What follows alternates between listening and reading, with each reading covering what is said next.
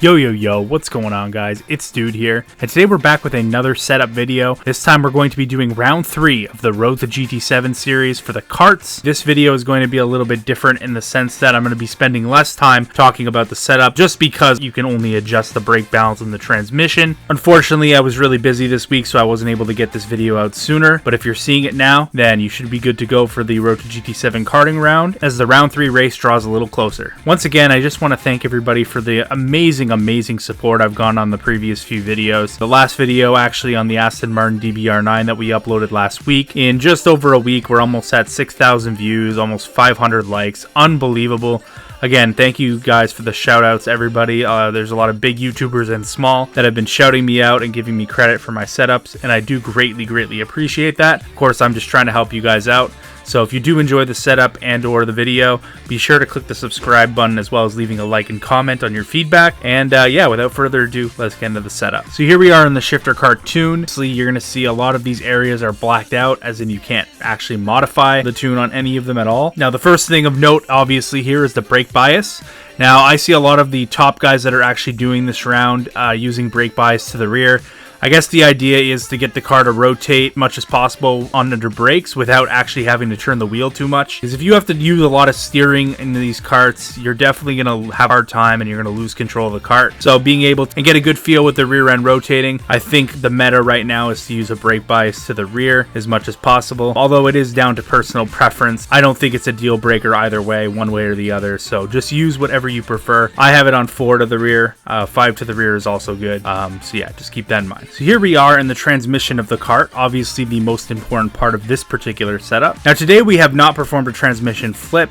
It's actually quite basic to make this transmission. First thing you're going to want to do is put your top speed auto set to 112 miles per hour. In kilometers an hour, that will be 180 kilometers per hour for the top speed auto set. So make sure to set that to 180 if you're in kilometers and 112 if you're in miles per hour. Once you have completed that, take the final gear and move it all the way to the left, which is 4.300, which is an interesting number for the final gear to be all the way to the left, but it is 4.300, so just put it there. And then obviously the gears that you see on screen, you can set them as is right here. I did do a bit of testing myself. I'm not going to lie to you, I actually had some help from some other people doing this karting round. So I want to thank Kart, Turismo Leicester, and Gerson as well. I referenced Gerson's lap to pull some mile per hour values from his transmission, and I kind of tweaked it as I saw fit. Although you can't really do too much to the setup as a whole, this transmission is definitely a major upgrade over the stock version. Now this transmission is also designed for time trial, so maybe in the race, if you notice you're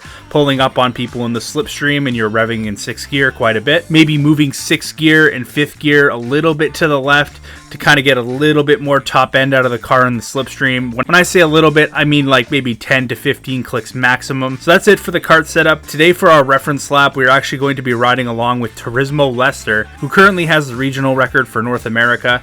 He is also running a very similar transmission setting to Gerson, who has the world record currently. So yes, this kart setup is capable of setting a world record. Obviously, it's pretty inconsequential. Once you have a decent transmission, it comes down to being a kart specialist.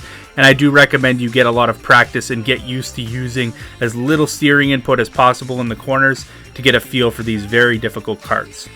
So here we are at Red Bull Ring Short Track with Turismo Leicester, one of my really good friends. So we're going to start the lap here. Leicester's going to pull up, go up the hill a little bit here, and brake right around the 50. Trail brake for a second, get on the curb. You want to try to avoid the curbs as much as possible, but Leicester did get a really good exit, and that was a bit of a wild turn 1. A little bit of trail braking, trying to arc the corner as much as possible. If you pay attention to Leicester's red dot at the bottom, he's using the minimal amount of steering input possible to try to get this thing to stay straight. It can be very twitchy to drive. Leicester obviously on a heater here. Coming up to the final 2 corners here on this Red Bull Ring Short Track. No brakes whatsoever, just full throttle around here in this first corner. And the final corner, little blip of the throttle into 5th gear. Gonna rev it into 6, coming to the line now in a 52.7.